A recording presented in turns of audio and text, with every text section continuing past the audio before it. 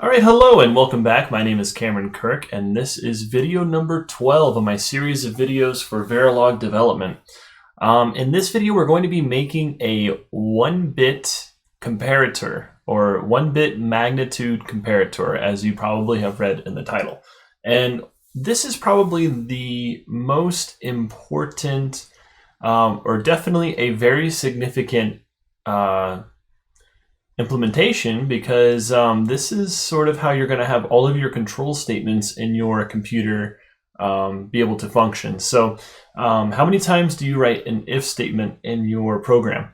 Probably lots of times. And the CPU or the processor or whatever architecture you're building, it needs to be able to tell you things like which one's going to be different, or describe the difference between, or identify when things are the same. So let's jump into an example. Let's say I have, give me one moment, let me move out of the way, and let's get this Excel opened up. Get a blank workbook, and let's zoom in. All right, let's say we have two 8-bit numbers. So I'm just gonna make this up randomly. Oops.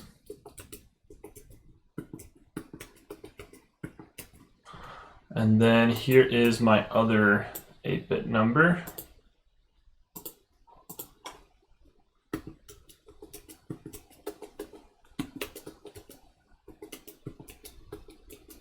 Okay, and then let's call this left-hand side here the most significant bit, and this is the least significant bit. Okay. So you have, a byte in memory that has this and a byte in memory that has this. And let's say your machine is byte addressable. So your memory, every address holds 1 byte. And you want to determine which number is bigger. And then depending upon that condition, you're going to do one thing or the other thing, depending upon which one is bigger. So in order to do this at the logic level, you don't necessarily need to know the whole number to determine which number is bigger. All you really need to do is start at the most significant bit and compare them there. So in this example, we can see that this top byte, let's call this byte A and let's call this byte B. We can see byte A is bigger, and we're done. We don't even have to look at the rest of the bits. We don't have to compare them all because we know this is the most significant bit, and already we can see the difference. So, and so let's do another example. Let's say they're the same to start out. So they're the same. We don't know which one's bigger or which one is smaller, and we don't know that they're equal yet, because in order to know that they're equal, we do have to go through all the numbers.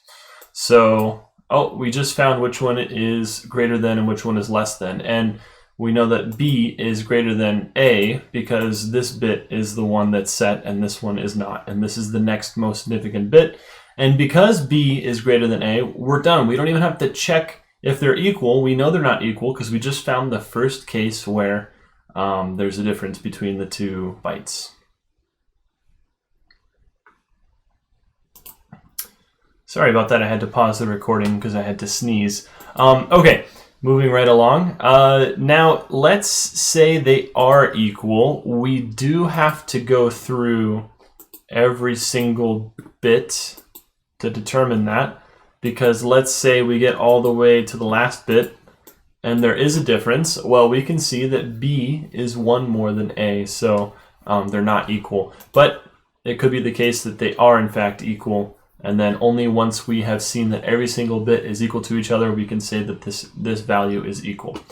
But this process, this algorithm, you'll notice I'm going through the byte 1 bit at a time. And if I'm lucky, I can stop early. I don't have to go through the whole byte. And so I'm saving, by stopping early, I'm saving on performance time, and I'm getting an answer quicker because I found my answer and I just quit. I'm done processing the number. I can give you an answer that is absolutely true, absolutely accurate. Only if you're lucky.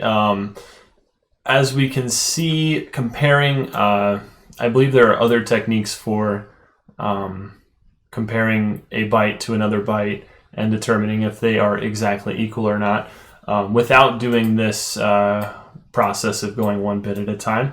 But this is what we're going to be making today. So we're going to implement this on the DE2 Nano. I'll switch over to the tabletop here. And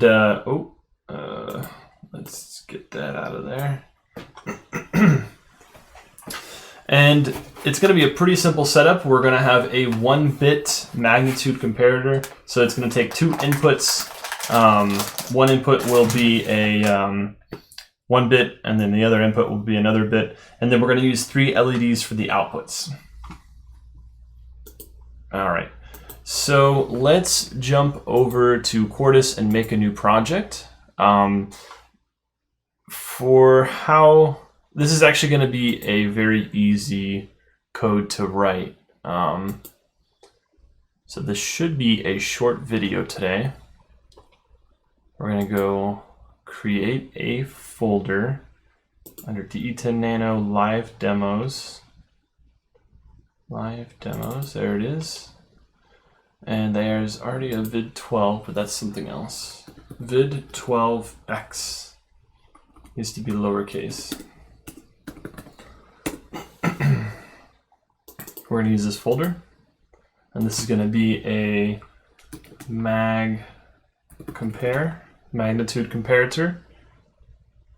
I'll just type out comparator. Click next, click next, click next.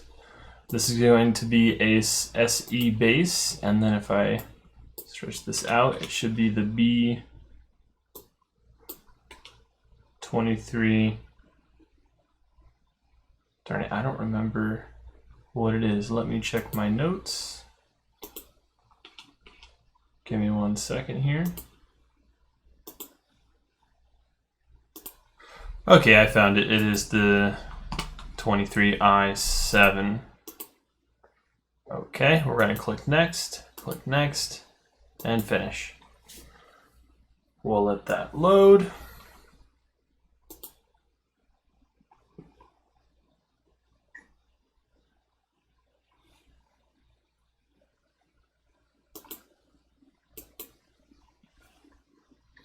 All right, let's add a new file. We're going to add a Verilog HDL file. And we are going to just start writing. I would like to switch over to Visual Studio Code so I get that increased font size. Give me 1 second here. Comparator. And then we'll leave the port list blank. And then we'll end module. Save it. And save it. And let me go to that folder. Live Demos, 12x. Here we are. Okay, let's open this with code.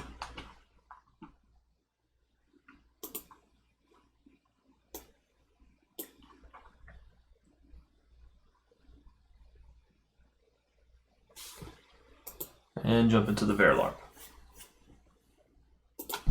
Increase that font size a little bit. Let's move this out of the way. And one more for good luck. Okay, so we're going to start off with the port list, defining our inputs and outputs. We're going to have 3 LEDs for the output. So one LED is going to represent bit A is larger, and the other another LED will be bit B is larger, and then the third LED will be AB equal. So these are equal to each other. And then lastly, we need 2 inputs, 2 1-bit inputs, so A and B. Pretty easy. All right, so output, that is going to be A larger. Let's do larger. And then we're going to do B larger. And we'll do AB equal. Those are our outputs. Those are going to be LEDs. Our inputs, of course, will be A and B. And we're just going to do this using continuous assignment. So we don't have to really worry about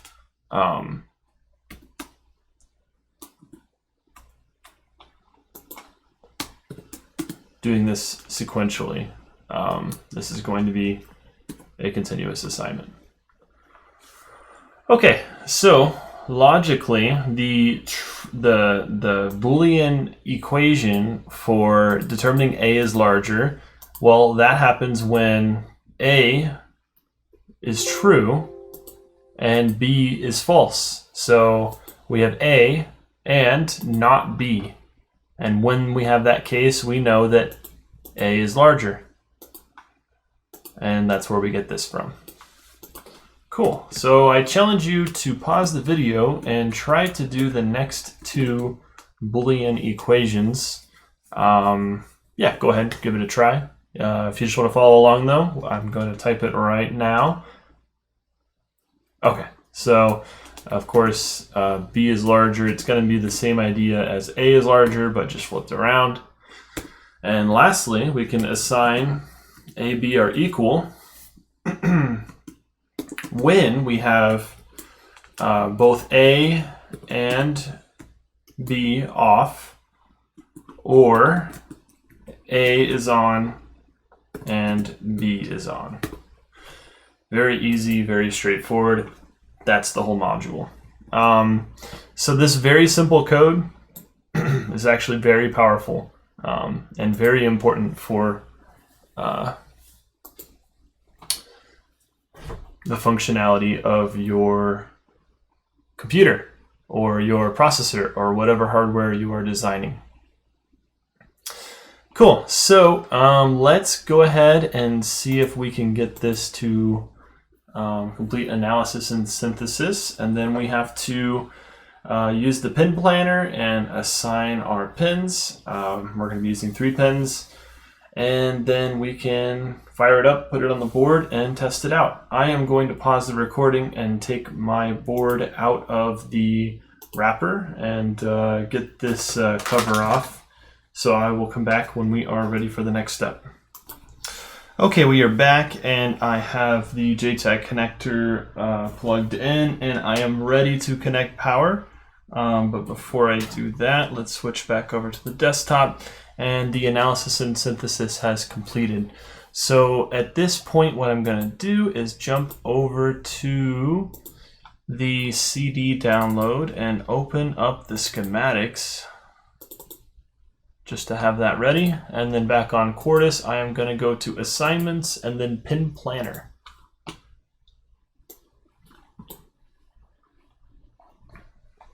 So my computer will catch up.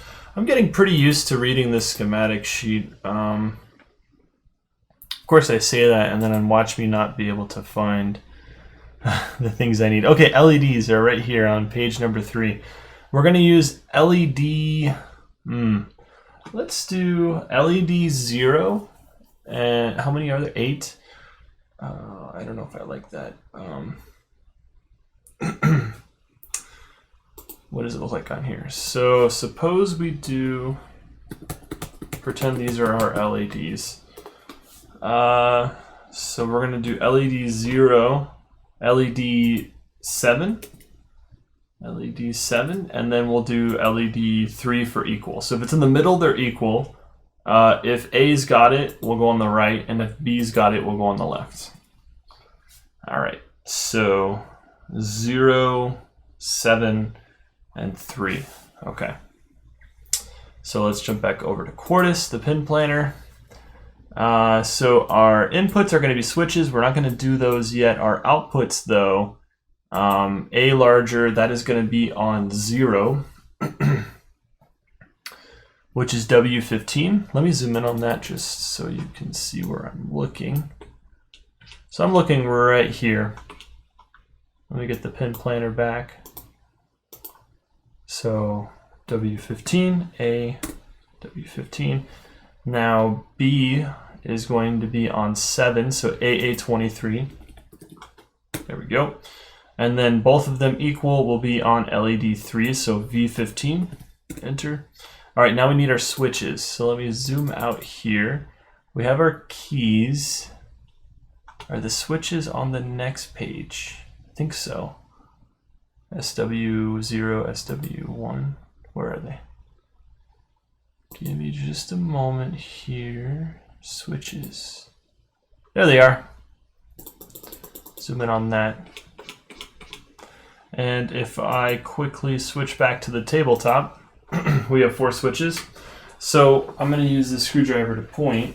Let me get a different bit just so I can point. Okay, so let's make this one, which is, if I look closely on the board, that is SW3. And then that will be B. We'll make this one A. Okay, so the recording accidentally got a little bit messed up. The part where I do the pin assignments for A and B, those 2 switches, switch 0 and switch 3, got cut from the recording, so I'm going to redo it right now. So let me get out of the way here and show you what they need to be, just to sort of remediate that footage that I failed to record. Okay, we're gonna go to the pin planner. Yeah, what happened was I had to sneeze. I hit the pause button. I thought I wasn't able to hit the pause button in time, and I clicked it again, or something happened, and I just kept recording while the recording was paused. They kept talking and doing this part. So switch B, input B, that is going to be on W20, and A is going to be on pin Y24. Once you go ahead and type those 2 pin assignments in, you can just close the pin planner. It'll save automatically, and then if you come down to this assembler right here, if you right click on that and click start, it's grayed out for me because I already have a check mark for it. For me, I'll click start again. But yeah, just right click on assembler and click start, and that will do only the steps necessary to move on to the next step. All right, we're going to come back when that step finishes. All right, we are back and that finished. Let's go ahead and program the board. We're going to go to Tools and then we're going to go to Programmer. And go ahead and connect power to your board. Make sure that SD card is removed. Oh, mine is in. Let me take that out. And then I believe I should be good on that. Let's switch over to the tabletop.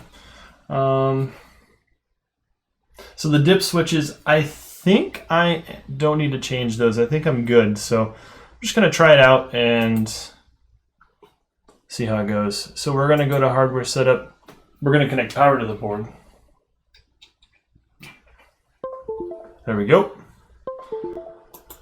And we're going to go to hardware setup and DESOC, close, auto detect, click OK. Click yes, and we are going to double click where it says 5CSEBA6. We're going to double click on none. We're going to go to output files and select our SOF, and we're going to check the box for program and configure and click start. Okay, and it is on there. So I think I already see it working. All right, so let me adjust the camera settings for this, just to make sure the demonstration is coming through. I'm turning down the exposure. That probably looks good. Click OK. Let me just back this up a little bit, and we're going to pull it this way. Okay, so right now the LED in the middle is lit up, and that means that A and B are equal. This switch over here is A, so I'm going to flip up A. And now this LED on the right, this is LED 0, it is lighting up saying A is greater than. If I also flip up switch B, it's saying they're equal. And if I turn off A, it's saying B is greater than. And that is the full demonstration of this comparator. So as you can tell, this is something that can be, let me switch back to the desktop view. Yeah, so that's all I got for today's video. Again, this was a pretty small project and pretty simple code, but the theory behind it and the implications of being able to do something like this in hardware is very powerful, and it's critical to have this in any sort of like instruction-based language, so like assembly, assembler type of thing. But even in higher level languages, you need to be able to compare data. So thank you so much for watching. I hope you found this interesting, and I will see you in the next one. Take care. Bye-bye.